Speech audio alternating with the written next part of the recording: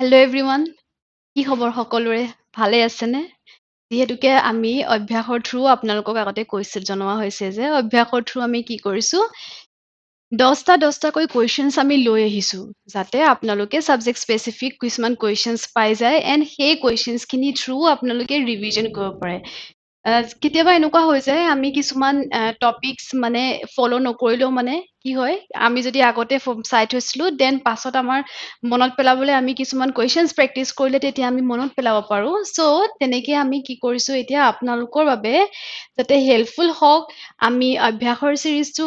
Continue কৰি আছো আজি অভ্যাসত আমি কি কৰিম আজি অভ্যাসত আমি পলিটিৰ কিছুমান কুৱেশ্যনছ ডিছকাছ কৰিম এণ্ড য়েছ 10টা কুৱেশ্যনে হয় আপোনালোকে নিজেও এইটো কাম কৰিব পাৰে কুৱেশ্যনছটো চাই মোৰ এনচাৰটো নোপোৱালৈকে আপোনালোকে কি কৰিব পাৰে কুৱেশ্যনটো পজ কৰি এনচাৰ্ছ নিজে মানে এটেম্প কৰিব পাৰে এণ্ড আমি স্পেচিফিকেলি এতিয়া বৰ্তমান আমি গুৰুত্ব দিছো গুৱাহাটী হাইকোৰ্টৰ এক্সামটোলৈ কাৰণ গুৱাহাটী হাইকোৰ্টৰ এক্সামটো বহুত ওচৰত আছে আমি জানো যে তাৰ ডেট ৰিলিজ হৈ গৈছে এণ্ড আমি আৰু কিছুমান এক্সামছ লাইক এডিআৰই হওক আছাম পুলিচ হওক এণ্ড ভেৰিয়াছ আদাৰ এক্সামছ উইচ আৰ কণ্ডাক্টেড বাই APSC চ' সেইবোৰ এক্সামৰ কাৰণে আমি গুৰুত্ব দিছো এণ্ড য়েছ গুৱাহাটী হাইকোৰ্ট এক্সামৰ কাৰণে আমি মক টেষ্ট ৰিলিজ কৰিছো যিটো আমাৰ 7 তাৰিখৰ পৰা আমাৰ ষ্টাৰ্ট হৈ যাব এণ্ড 7 তাৰিখে মক টেষ্ট সেইটো যিটো হ'ব সেইটো হৈছে অল আছাম লেভেলত free mock test and early bird যদি হয় আপোনালোকে তেতিয়া ডিছকাউণ্ট এভেইল কৰিব পাৰিব ঠিক আছে এণ্ড আমাৰ এটা কুপন কোড আছে যিটোৰ পৰা আপোনালোকে ডিছকাউণ্ট পাব সেইটো হৈছে ইন এক্সাম 01 ঠিক আছে ইন এক্সাম 01ত আপোনালোকে এইটো কুপন কোড হয় এইটো কুপন কোড হয় এইটোত আপোনালোকে ইয়াৰ থ্ৰু ডিছকাউণ্ট এভেইল কৰিব পাৰিব এণ্ড আমাৰ মক টেষ্টত কি আছে আমাৰ ফুল লেন্থ মক টেষ্ট আছে 5টা ঠিক আছে 2টা অল আছাম লেভেলত ফ্ৰী মক টেষ্ট হয় এণ্ড PDF খিনি যিখিনি এক্সপ্লেনেশ্যনৰ এনচাৰ্ছৰ এক্সপ্লেনেশ্যনৰ যিখিনি PDF হয় সেইখিনি ডাউনলোডেবল হয়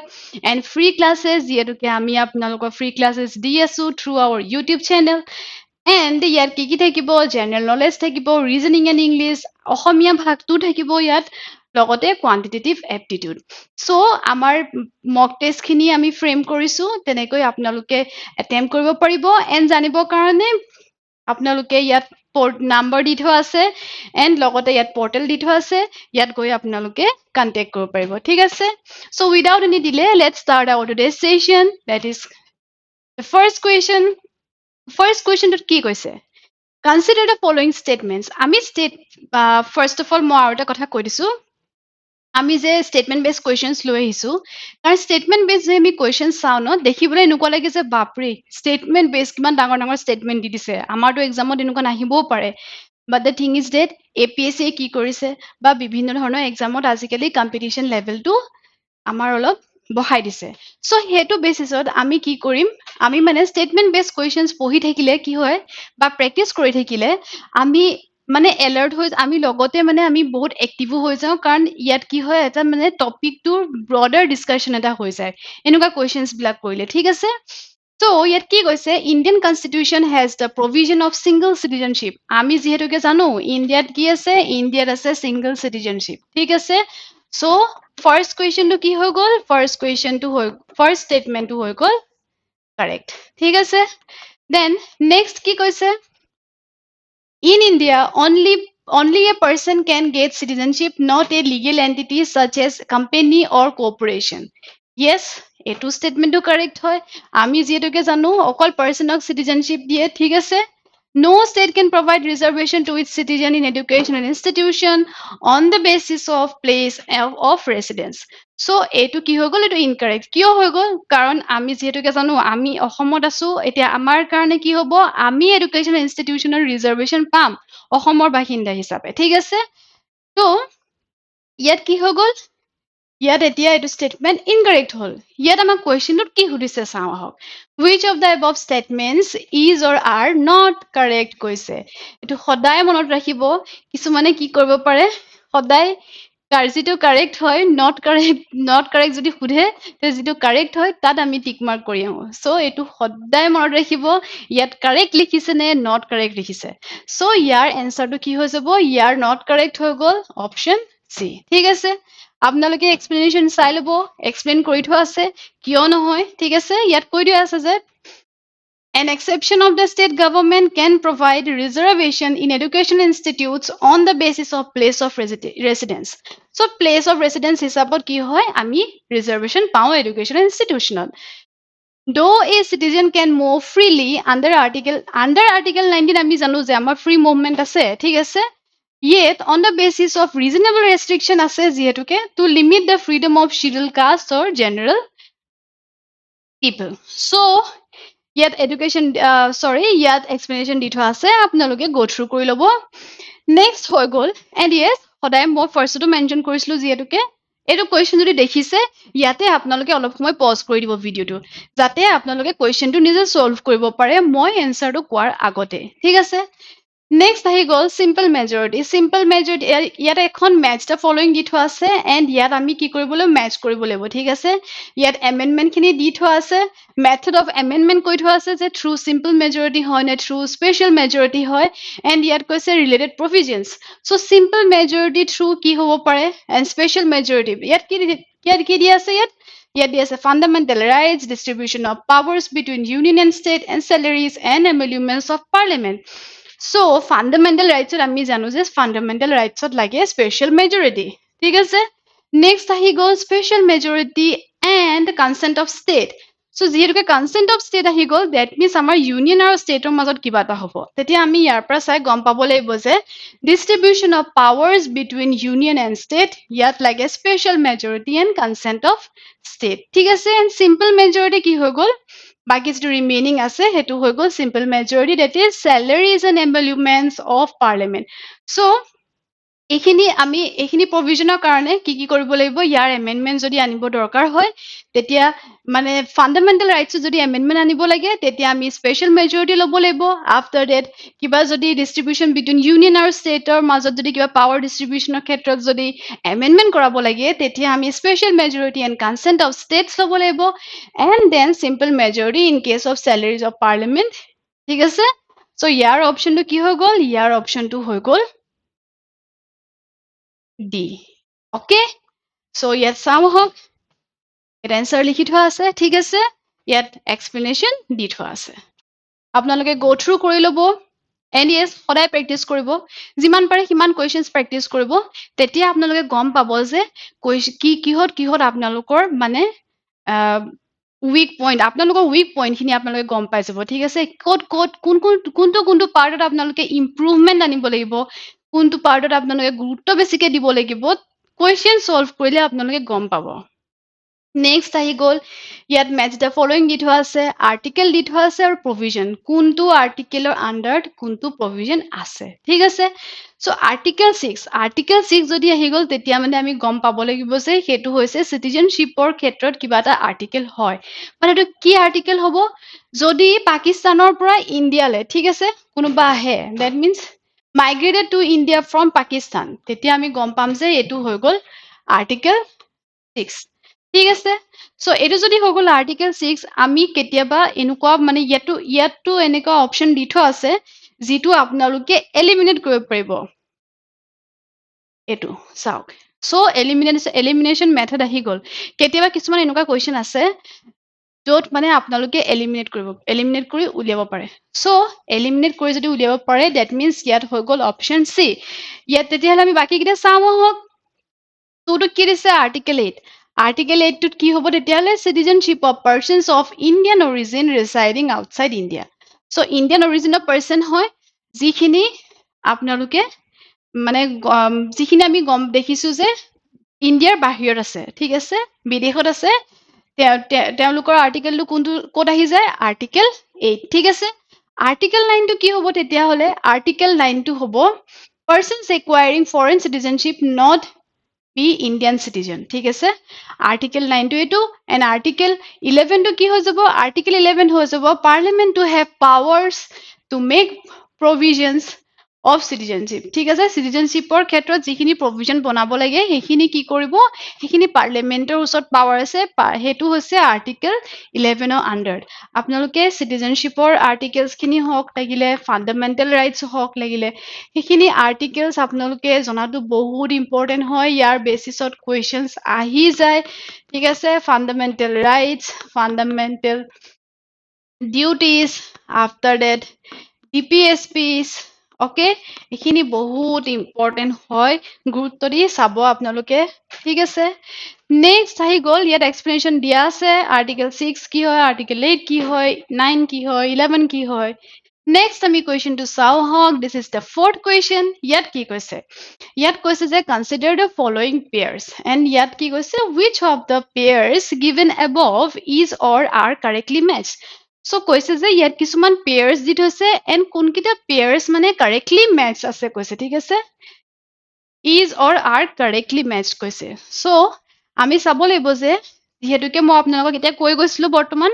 ফাণ্ডামেণ্টেল ৰাইটছ হওক DPSP হওক এইখিনিও ইম্পৰ্টেণ্ট হয় বহুত বহুত ইম্পৰ্টেণ্ট হয় তাৰ কুৱেশ্যনছ আহিয়ে থাকে আপোনালোকে দেখিয়ে পাইছে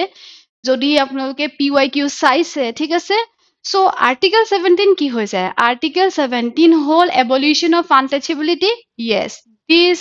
pair is correct okay article 19 কি হৈ গ'ল ইয়াত কৈছে যে life and personal liberty no life and right to life and personal liberty আহি গ'ল আৰ্টিকেল 21 ঠিক আছে নেক্সট কৈছে আৰ্টিকেল 21A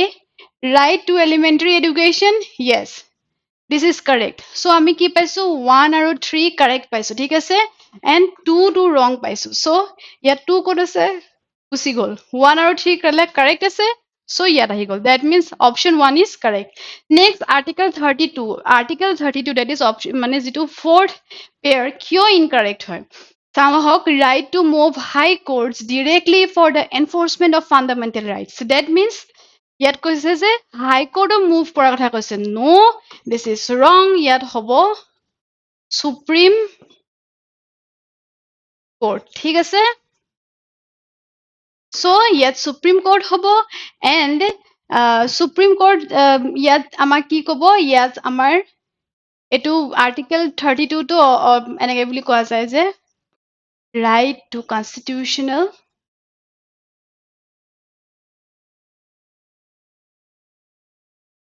ৰেমেডিজ ঠিক আছে আমাৰ ইয়াত ৰিটছখিনি দিয়া আছে ৰিটছখিনিত কি কি আহিব হেবিয়াছ কৰ্পাছ মেণ্ডেমাছ ঠিক আছে সেইবোৰ আহিব আপোনালোকৰ ইয়াত ডেছক্ৰিপশ্যনত দি থোৱা আছে এক্সপ্লেনেশ্যনত দি থোৱা আছে ইয়াত এক্সপ্লেনেশ্যন কৰি থোৱা আছে পেয়াৰ 1টো কিয় কাৰেক্ট হয় article 17 abolishes untouchability and forbids its practice in any form ঠিক আছে বহুত ইম্পৰ্টেণ্ট হয় এইটো আৰ্টিকেল হৈ গ'ল 17 ঠিক আছে এইটো হৈ গ'ল আৰ্টিকেল 19 ঠিক আছে এইটো হৈ গ'ল আৰ্টিকেল 21 আৰ্টিকেল 19 টো কি হয় freedom of speech and expression আছে assemble peacefully and without arms right to form associations move freely reside and settle ঠিক আছে প্ৰেক্টিছ এনি প্ৰফেশ্যন এণ্ড ইয়াত আমি আৰ্টিকেল 19ৰ মাজত কিছুমান ৰেষ্ট্ৰিকশ্যনছো দেখি পাওঁ এণ্ড লগতে আৰ্টিকেল 21টো কি হৈ গ'ল it declares no' person shall be deprived of his or personal liberty his life or personal liberty except according to procedure established by law ঠিক আছে সো এটো হৈ গ'ল আৰ্টিকেল 21 নেক্সট ইয়াত এক্সপ্লেনেশ্যন দি থোৱা আছে পেয়াৰ 3 টো কিয় কাৰেক্ট হয় বিকজ আৰ্টিকেল 21A আমি জানো এলিমেণ্টাৰী এডুকেশ্যন পঢ়াইছিলে ঠিক আছে আফটাৰ ডেট পেয়াৰ 4 টো কিয় ইনকাৰেক্ট হয় মই কৈছো আপোনালোকক মেনশ্যন কৰিছো তাত হাইকোৰ্ট আছিলে বাট সুপ্ৰিম কোৰ্ট হ'ব লাগিব ঠিক আছে right to move the Supreme Court for the enforcement of fundamental rights including the writs of habeas corpus mandamus prohibition certiorari and quo warranto ঠিক আছে সেইটো হৈছিলে ফ'ৰ্থ কুৱেশ্যনটোৰ এক্সপ্লেনেশ্যন নেক্সট আহি গ'ল fifth question who among the following were members of the drafting committee members বহুত important হয় ঠিক আছে এণ্ড ইয়াৰ চেয়াৰমেন কোন আছিলে সেইটো আৰু ইম্পৰ্টেণ্ট হয় ইয়াৰ কুৱেশ্যনছ আহিয়ে থাকে ঠিক আছে চেয়াৰমেন আছিলে ডক্টৰ B.R. Ambedkar. ঠিক আছে? Dr. B.R. Ambedkar আছিলে চেয়াৰমেন, ড্ৰাফটিং কমিটিৰ চেয়াৰমেন, এণ্ড ড্ৰাফটিং কমিটিৰ মেম্বাৰ্ছ ইয়াত দি থৈছে B.R. Ambedkar, N. Gopalaস্বামী, K. Munshi, and B.N. Rao. B.N. Rao নহয়, ইয়াত হৈ গ'ল 1, 2, and 3 কাৰেক্ট। বাট ইয়াত কি সুধিছে চাওঁ আহক, চিলেক্ট দ্য কাৰেক্ট এনচাৰ। চ' ইয়াত সুধিছে কাৰেক্ট এনচাৰটো কি হয়। চ' কাৰেক্ট এনচাৰটো কি হ'ব? কাৰেক্ট এনচাৰটো হ'ব অপশ্যন বি 1, 2, and 3 ঠিক আছে। চ' ড্ৰাফটিং কমিটি মেম্বাৰ্ছ আপোনালোকৰ পলিটি ক্লাছতো মই ড্ৰাফটিং কমিটি মেম্বাৰ্ছ যিহেতুকে মই মেকিং অফ দ্য কনষ্টিটিউশ্যন মই পঢ়াইছিলো আপোনালোকক আই থিংক থাৰ্ড ক্লাছত হ'ব। চ' থাৰ্ড ভিডিঅ'টোত আপোনালোকে চালে গম পাব তাত ড্ৰাফটিং কমিটি মেম্বাৰ্ছৰ ওপৰত মেনশ্যন কৰা আছে বহুত ভালকৈ। এণ্ড ইয়াত কি কৈছে on 29th August 1947 the কনষ্টিটিউণ্ট assembly through a resolution appointed a drafting committee to scrutinize the draft of the text of the Constitution of India prepared by Constitutional Advisor. So, yeah, drafting committee members Didia ase, thik ase, Aladi Krishnaswamy Iyer and Gopalaswamy. After that, B.R. Ambedkar, K. Munshi, Muhammad Sadullah, B.L. Mittal, and D.P. Khaitan. So, এওঁলোক হৈছে committee drafting কমিটিৰ members. বহুত important and এইটো chairman বহুত important ঠিক আছে। It's very important must be আপোনালোকে চাব লাগিব কাৰণ কুৱেশ্যনছ ইয়াৰ ওপৰত ফ্ৰিকুৱেণ্টলি সুধি থাকে ড্ৰাফটিং কমিটি মেম্বাৰ্ছ কোন হয়। ফাণ্ডামেণ্টেল ৰাইটছৰ হওক DPSP হওক মই দহাই ক'ম আপোনালোকক পঢ়িবলৈ কাৰণ এইখিনি কিছুমান কমন মানে টপিকছ হয় য'ৰ পৰা কুৱেশ্যনছ উঠায় ঠিক আছে। Which of the following is or are included in the fundamental duties of citizens as per the Constitution of India? So, fundamental duties, মই যেটোকে মেনশন কৰিছিলো ফাণ্ডামেণ্টেল ডিউটিজ বহুত ইম্পৰ্টেণ্ট হয়। চ' ফাণ্ডামেণ্টেল ডিউটিজত কি কি আহিব সুধিছে।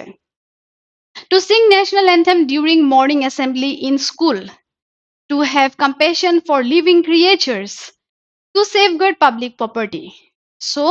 ইয়াত কি হৈ গ'ল ইয়াত কেতিয়াও এনেকে কোৱা নাই যে মৰ্ণিং এছেম্বলিতে আমি নেশ্যনেল এন্থেমটো গাবই লাগিব ঠিক আছে। ইয়াত কৈছিলে যে ইয়াত অপশ্যন 1টো কিয় ইনকাৰেক্ট হয় মই কৈ দিছো কাৰণ ইয়াত আমাক প্ৰথমতে কি কৈছিলে যে ফাৰ্ষ্ট আমাৰ ফাণ্ডামেণ্টেল ডিউটিটো হৈছে the duty of every citizen of India to abide by the Constitution and to respect its ideals and institutions, the national flag, the national anthem. So, কৈছে যে এইটো কি হৈ গ'ল অপশ্যন 1টো য'ত দি থোৱা আছে ষ্টেটমেণ্ট 1টো ঠিক আছে সেইটো মানে কাৰেক্ট নহয় কৈছে ঠিক আছে। নেক্সট হৈ গ'ল to have compassion for living creature, yes correct. To safeguard public property, yes correct. So option C is the correct answer. সেইটো হৈ গ'ল 2 and 3 ঠিক আছে। Statement 2 কিয় correct হয় as per article 51A(g) it shall be the duty of every citizen of India to protect and improve the natural environment including forests, lakes, rivers, wildlife, etc. living creatures দি থোৱা আছে ঠিক আছে। and statement 3 টো কিয় correct হয় ইয়াত কৈছে যে it shall be the duty of every citizen of India to safeguard public property and to adjure violence. So আমি violence কৰিব নালাগে আমাৰ public property খিনি কি হয় public property আমি কেতিয়াও মানে harm কৰিব যাব নালাগে বেয়া কৰিব নালাগে কাৰণ কিয় সেইখিনি আমাৰ পাব্লিকৰ হয় ঠিক আছে আমাৰ হয় মানে সেইখিনি আমাৰ নিজৰ প্ৰাইভেট নহয় যে আমি মন গৈছে আমি বেয়া কৰি দিছো বাট আমি সকলোৱে মিলি সেইখিনি লোৱা বস্তু হয় ঠিক আছে। চ' কেতিয়াও মানে আমি এইবোৰ বেয়া কৰিব নালাগে। চ' এইখিনি হৈ গ'ল ফাণ্ডামেণ্টেল ডিউটিজ। নেক্সট কুৱেশ্যনটো চাওঁ আহক that is the 7th question. Which of the following provisions find mentioned in both directive principles of state policy and fundamental duties? So, directive principles of state policies are fundamental duties দুটাতে একেলগতে আমি এনেকুৱা এটা কি দেখিছো যিটো mention হৈ আছে ঠিক আছে। এণ্ড ইয়াত সুধিছে কোনটো কাৰেক্ট হয়। Protection of environment and forest, yes আমি ফাণ্ডামেণ্টেল ডিউটিজতো দেখিছো আৰু সেইটো আমি লগতে ডাইৰেক্টিভ প্ৰিন্সিপলছ অফ ষ্টেট পলিচিটো দেখিছো। Scientific temper, development of scientific temper এইটো ডাইৰেক্ট আমি ফাণ্ডামেণ্টেল ডিউটিজত দেখিছো ঠিক আছে। Promotion of the spirit of common brotherhood. Eto eta fundamental duty hoy. Okay. Promote equal justice and to provide free legal aid to the poor. Eto হৈ গ'ল DPSP. Okay. So yet কি মিলি গ'ল? Yet মিলি গ'ল এটো. ঠিক আছে? Protection of environment and so DPSP plus fundamental duty. এটো আমি দেখিছো. ঠিক আছে? So ইয়াত হৈ গ'ল option D is the correct answer. Okay? So কিয় হৈ গ'ল correct? ইয়াত আপোনালোকৰ description দি থোৱা আছে, explanation দি থোৱা আছে, briefly আপোনালোকে চাই ল'ব. Directive principles of state policy কি হয় part 4 আহে. আমি directive principles of state policy class লৈ আহিম বা fundamental duties হওক মানে separate কৈ class লৈ আহিম and কি আছে তাত আমি ভালকৈ mention কৰি কৈ দিম. ইয়াত দি থোৱা আছে আপোনালোকৰ explanation আপোনালোকে go through কৰি ল'ব. ইয়াত fundamental duties ত কি আছে DPSP ত কি আছে কিয় statement গিটা মানে correct নহয় ইয়াত সব দি থোৱা আছে ঠিক আছে next আহি গ'ল article 3 of the Indian Constitution authorizes the parliament to so article 3 কি হয় alter the boundary of any state alter the name of any state alter the name of a town in any state so এই তিনিটা ভিতৰ কি হৈ গ'ল alter the boundary of any state and alter the name of any state এটো correct হৈ গ'ল 1 and 2 are correct answer কোনটো সুধিছে 1 and 2 correct and why 3 is incorrect because ইয়াত কৈছে যে ঠিক আছে option 1 and 2 are correct and option 3 to কিয় incorrect হয় state government can seek changes in the names of its towns and villages and a proposal to that and has to be forwarded to the Ministry of Home Affairs. So Parliament কি কৰিব পাৰে Parliament এইকেইটা কাম কৰিব পাৰে ঠিক আছে under article 3 and এটো কি কৰিব লাগিব এটো state government ঠিক আছে আমাৰ কি আছে state laws আছে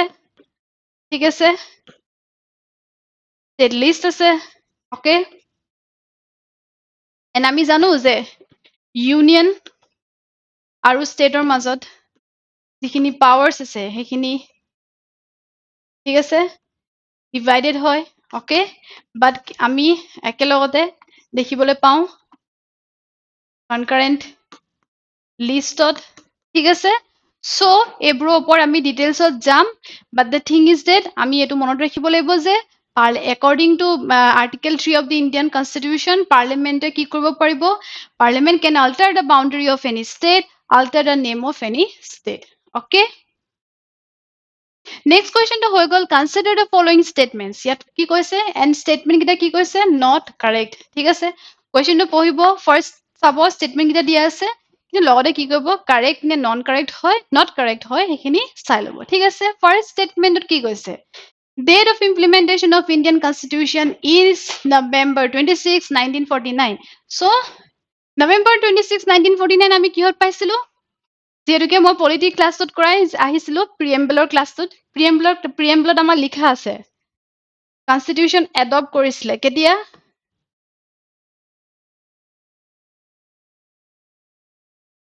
কনষ্টিটিউচন এডপ্ট কৰিছিলে ঠিক আছে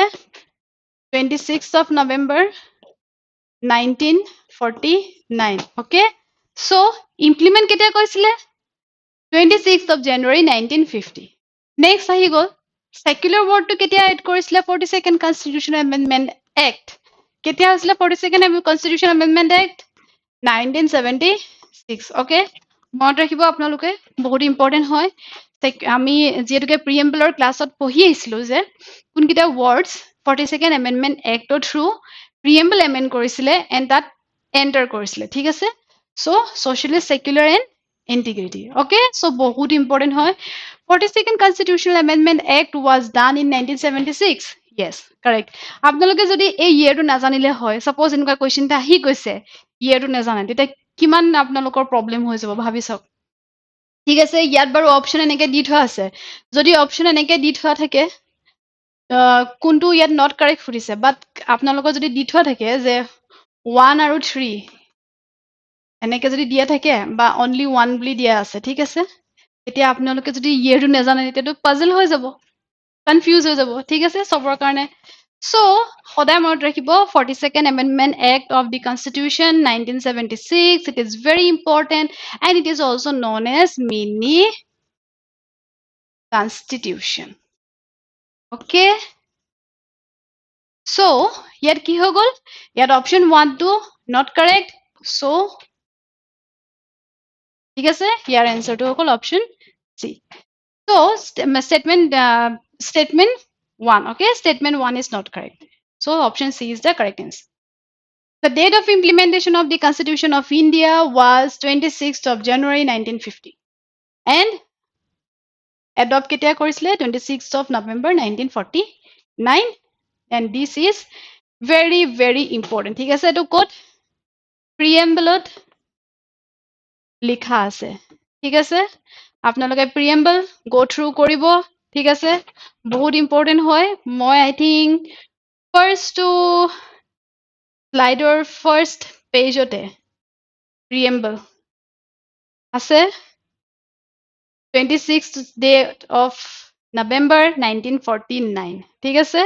তো preamble চাব বহুত important হয় তাৰ পৰা questions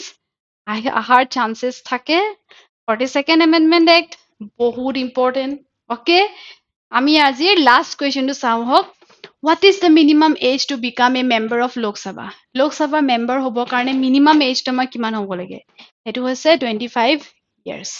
ঠিক আছে 25 years যদি আমাৰ minimum হয় তেতিয়া আমি Lok Sabhar MP হ'ব পাৰো ঠিক আছে so yes ইয়াৰ একো বেলে explanation নাই ইমানে আছিলে আজি আমাৰ ক্লাসটো আপোনালোকে সদায় অভ্যাসৰ 10টা কোৱেশ্চনছ যেটো আমি দিও সদায় প্ৰেক্টিস কৰিব বহুত হেল্পফুল হ'ব আপোনালোকৰ বাবে এক্সপ্লেনেশনছ কিনি দি দিয়া থাকে এক্সপ্লেনেশনছ কিনি চাই লব এন্ড আমাৰ পিডিএফ টো যেটোকে ডাউনলোডেবল হয় আপোনালোকে ইন এক্সামৰ টেলিগ্ৰাম চেনেলত গৈ পিডিএফ টো ডাউনলোড কৰিব পাৰিব ডেসক্ৰিপচন বক্সটো মেনশন থাকে ইউটিউবৰ এন্ড কিবা যদি প্ৰবলেম থাকে আপোনালোকে মানে কোৱেশ্চন ৰেজ কৰিব পাৰিব থ্ৰু কমেন্ট সেকশন হওক বা আমাৰ টেলিগ্ৰাম চেনেলত হওক ঠিক আছে সো এন্ড ওয়ান মোৰ ৰিমাইন্ডাৰ সেটো হৈছে আমাৰ জেডব্লিউ এৰ মক টেষ্টটো ঠিক আছে মক টেষ্টটো আপোনালোকে মানে হুনকালে আপোনালোকে পাৰিব ঠিক আছে লৈ লব পাৰিব এতিয়া আপোনালোকৰ ডিসকাউন্ট চলি আছে ঠিক আছে 5টা ফুল লেন্থ থাকিব কৈ দিছো এন্ড 2টা ফ্ৰী থাকিব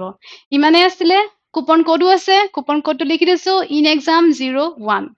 and yes thank you so much and do subscribe to our channel in exam